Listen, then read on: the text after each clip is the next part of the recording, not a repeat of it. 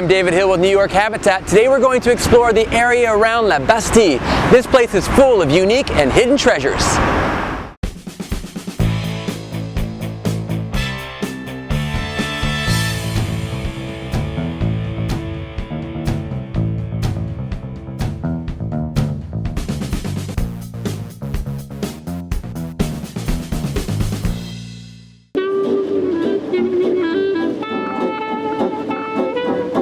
This will be the first of a 3-part series on this fantastic neighborhood, so be sure to subscribe to our YouTube channel and you'll be notified when parts 2 and 3 come out in the coming weeks. This is La Place de la Bastille, but where is La Bastille? It was actually a fortress built on the eastern gates of Paris in the 1300s. Used as a prison from the early 1600s through to 1789, the Bastille held some well-known inmates. The writer-philosopher Voltaire did 2 stints in the prison, once in 1717 and again in 1726.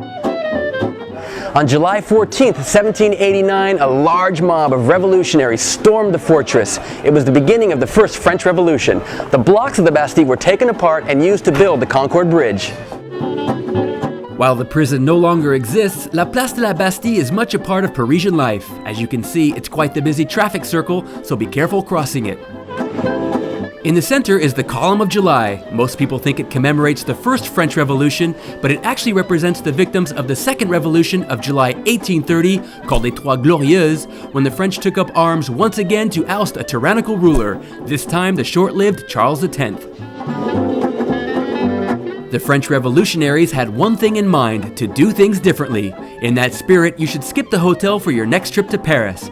Booking a vacation rental from New York Habitat will put you in touch with the real Paris, giving you an authentic experience you wouldn't get otherwise. On the other side of the Place de la Bastille is the Opera Bastille. It was part of the Grand Projet building works commissioned in 1989 by President François Mitterrand to commemorate the 200-year anniversary of the French Revolution. Its design by Carlos Ott is still controversial, however its modern acoustics do justice to the operatic performances presented here. If you love contemporary art and antiques, make sure you check out the massive biannual Joel Garcia Antique and Contemporary Art Fair, held at the Place de la Bastille and on each side of the Place de l'Arsenal.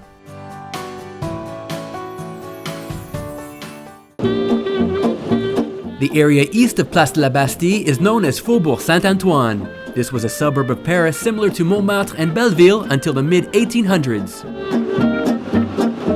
As this area was close to the Seine and at the gates of Paris, it became an industrial sector, filled with craftsmen and especially furniture makers. All along Rue du Faubourg Saint-Antoine and Rue du Charonne, you can find alleyways lined with workshops. You'll catch glimpses of 19th century Paris. There are 2 particularly interesting areas off of Faubourg Saint-Antoine. The first one is Passage du Chantier, where you'll find hidden furniture shops.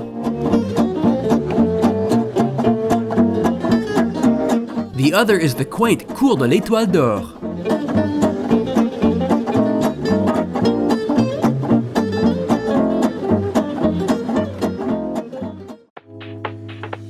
Walk along the south side of the Opera Bastille and you'll come to the Viaduc des Arts and the Promenade Plantée. Before the invention of the car, Paris used to have many additional train links into the city, and the Viaduc is one of them.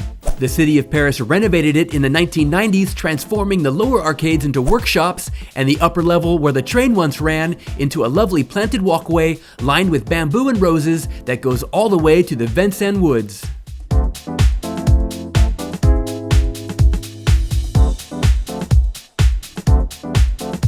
Well, I hope you've enjoyed our tour of the Bastille district, and of course there are a ton of things to do and see here, and we couldn't get them all in this video. If you know of anything we missed, make sure you share them with us in the comments section below. And make sure you subscribe to our YouTube channel so you'll be notified when parts 2 and 3 are posted in the coming weeks.